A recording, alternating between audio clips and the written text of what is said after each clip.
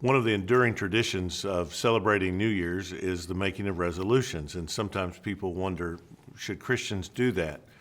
Well, I think it's always right to take the opportunity to renew commitments, to make some changes of habits and disciplines in our lives. And because of the start of a new year, that is, I think, a great time for Christians to take a good, honest view of their lives. What do I need to adjust? What do I need to change? And so I think it's right to make New Year's resolutions, but let's keep them in context. First of all, in the book of Matthew, in the Sermon on the Mount, Jesus talked about the taking of oaths.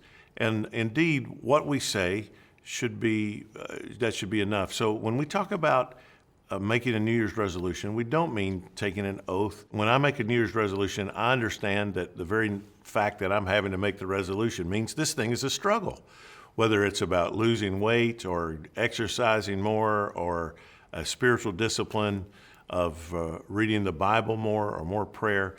But a resolution is a declaration of my intention. So I think it's healthy for a Christian to have resolutions, to say, here's the way I intend to live. I intend to engage in this kind of activity that will result in better health. I intend to read my Bible and to pray in a disciplined way every day, because those declarations of intent become our habits.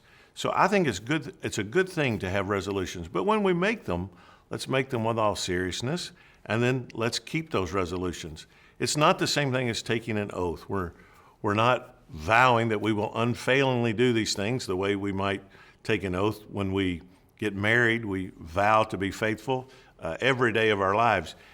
When I have a resolution to eat less, for instance, I know there are going to be days that I don't exactly abide by that. So if you make a resolution and then you find, it's hard to translate that into habit, and you constantly have to remind yourself, it's important that you don't get discouraged, because discouragement is often the enemy of sanctification.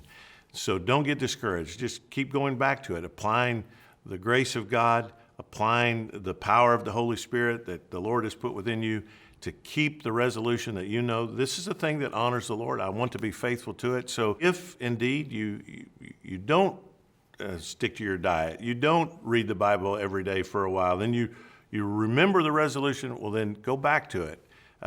Don't walk away from it because you're discouraged, but say, no, it was right that I made it in the beginning.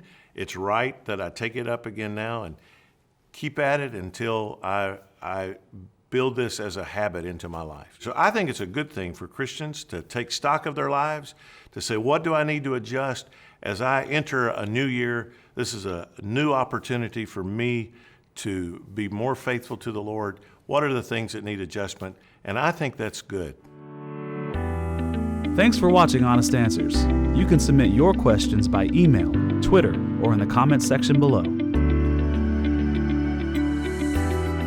And don't forget to subscribe to find out the answer to next Wednesday's question.